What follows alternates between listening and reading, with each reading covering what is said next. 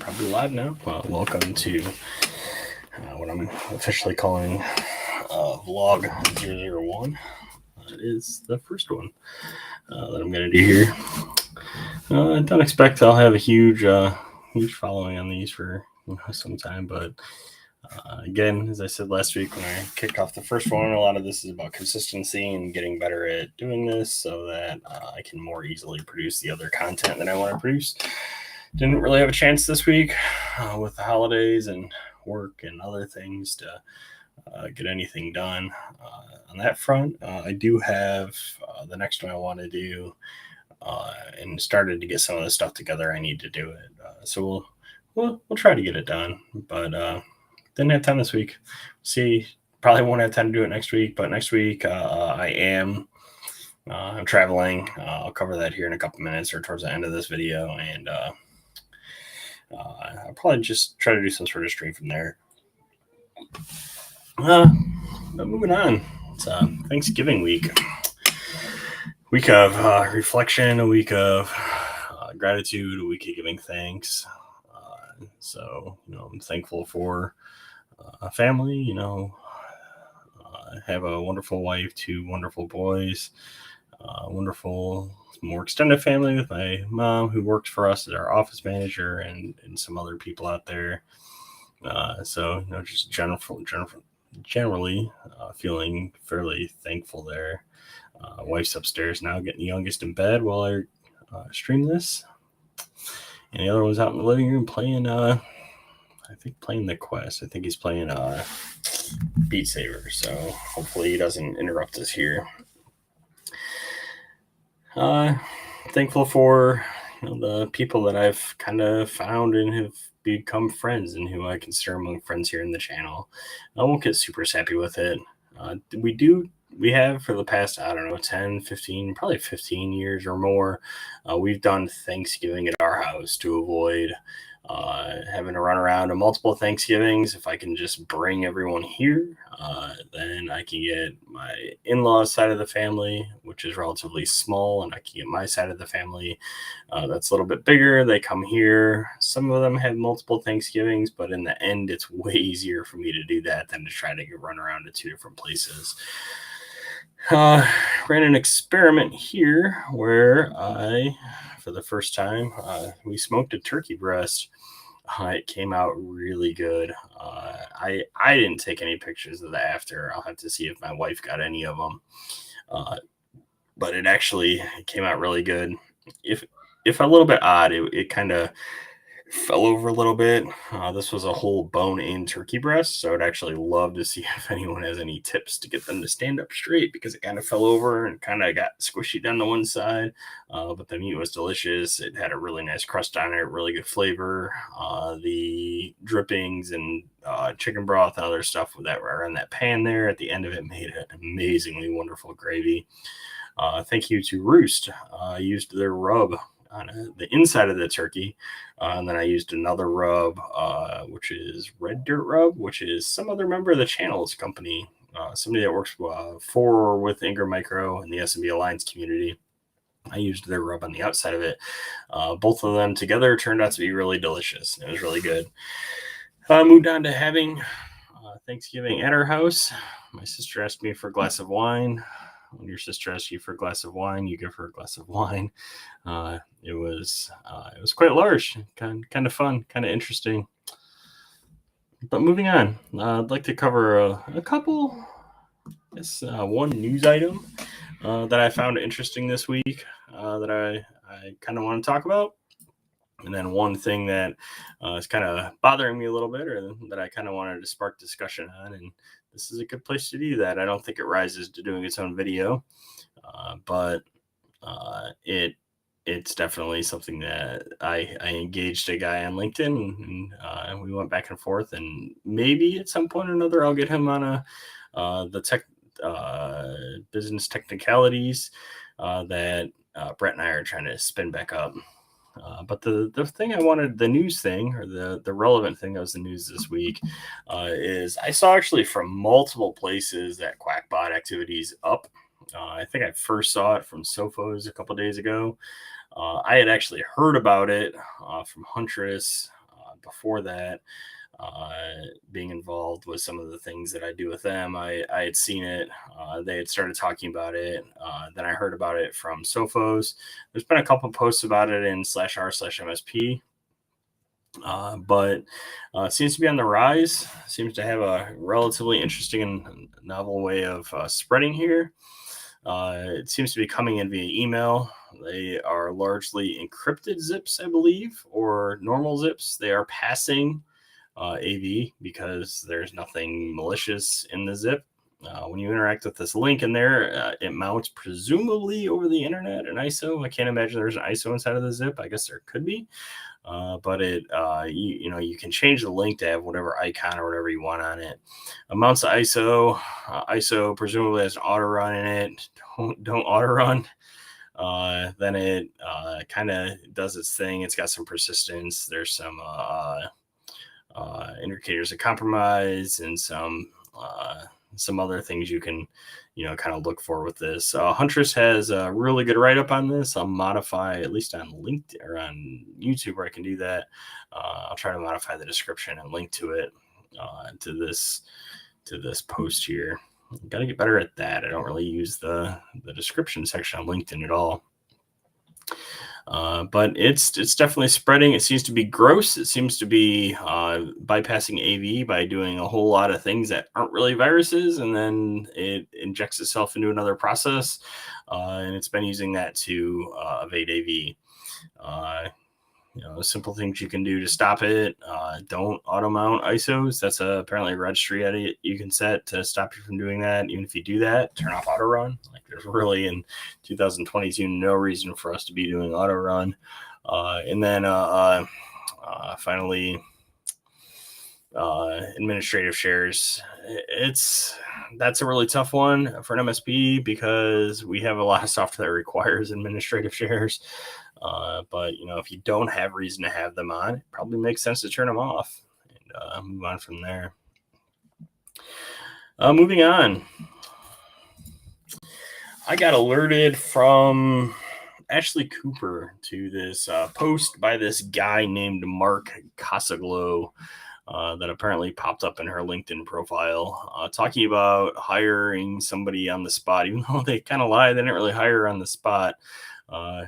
This person called, decided she wanted to work there, called this Mark guy's cell phone at 5:30 in the morning, knowing that he was driving to work because she'd done some research, had a conversation. They brought her in. Apparently, it was already a done deal, but they brought her in to interview anyways. I have no idea why you would do that.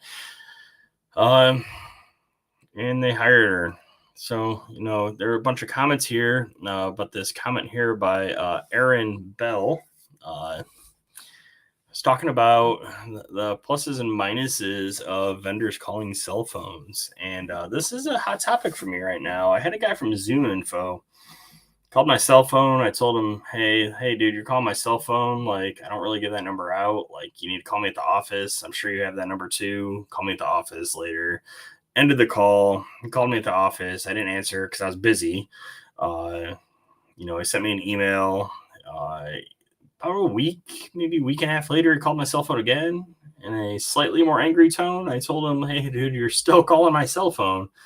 You need to knock it off. Call the office. I'm busy. I'll get back to you when I can. Kind of same thing. You called the office. You left voicemail there. I don't really listen to voicemails at the office. Especially if I know they're coming.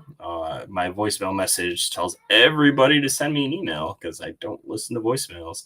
I do, but not in any expeditious fashion. Same thing. He emails me again. Another week, maybe 2 weeks goes by. He calls my cell phone a third time. So I'm like, look, dude, I've asked you to stop calling my cell phone multiple times. You clearly can't listen. I'm not going to do business with your company. If I ever find myself in need of your services, I'll call you, but otherwise, this is the end of this conversation. Don't call me again. He's mostly honored that. He has sent me an email or two since then. But this whole conversation here is whether or not it's okay for sales to call cell phones. And I think that's really, really a gray, tough area. Uh, I find that my cell phone is the last spot I have left that people aren't bothering me on. It's unpolluted, right? Like I get 80% of the calls that come into the office for me are sales calls. I have my home Polycom right over there that I use. Uh, I get 400 plus emails a day. Many of them are relevant. Some of them are automated. I have systems in place to deal with them. I use a wonderful product called SaneBox that keeps me relatively sane with those things. But I spend a non-zero amount of effort, unsubscribing and trying to keep that clean. But my cell phone number is something that it's not in my signature. It's not on my business card. If I want you to have my cell phone number, I will give it to you because generally, when my cell phone rings, I answer it. Right. So I do have my office number forwarded to the cell, but typically it only rings once before the rules I have. It's going to my office voicemail. I do not want it on my cell voicemail. So I leave the ring duration pretty short. It'll ring once or twice. If it's an unknown number calling, I'll usually let it ring 3 times or I'll screen it with Google. But I generally act on it when my phone rings because only people that I've given explicit permission to call me tend to have my cell phone number. And I guess that's where the bother for me comes in the most. Uh, I, like many people that run companies and even many people that work at companies, I'm really busy, right? And the problem that I have in particular with you calling my cell phone or calling me in general is that is an immediate demand on my attention, right? I can't schedule it. I can't get to it when I want.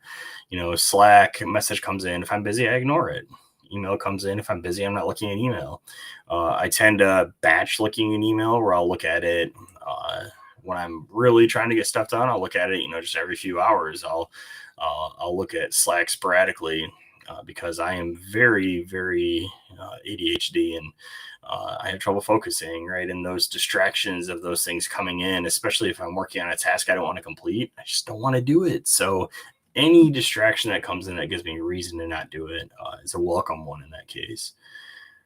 But the phone, it rings and they're there then, and then they're gone. And you can let it go to voicemail, but there has to be some sort of way that people can reach me. If I am in the weeds and I'm focused or hyper focused on something, and somebody really does need to break that curtain and get a hold of me, there has to be a way, and that way has traditionally been my cell phone. Right? I even told my guys this week, like, "Hey, I'm off. It's Wednesday. I'm cleaning the house because people are coming over tomorrow, but like, I won't be checking Slack. I won't be checking email very much. If you need me, call me and I'll answer." And they did. Matt called me twice for 2 different things he needed me for, and both times I answered, and both times I dealt with them. And it's very frustrating to me when a salesperson just decides that because they're making that call, they can command and demand my immediate attention at that exact moment. I find it relatively rude. So we kind of went back and forth a little bit. He said, "Well, if you told me not to call your cell again, I would never call your cell again." And then I said, "Even if you did, you'll disadvantage yourself. It's not my email signature. Like, you dug it up, right? Like, you hunted for my cell phone number. So I certainly didn't give it to you." And he said, "Well, I'm not going to call you now because you communicated that I shouldn't." Okay, well, if I hadn't communicated I shouldn't, uh, what does that mean? So uh, we'll see if people listen here because I added this right here.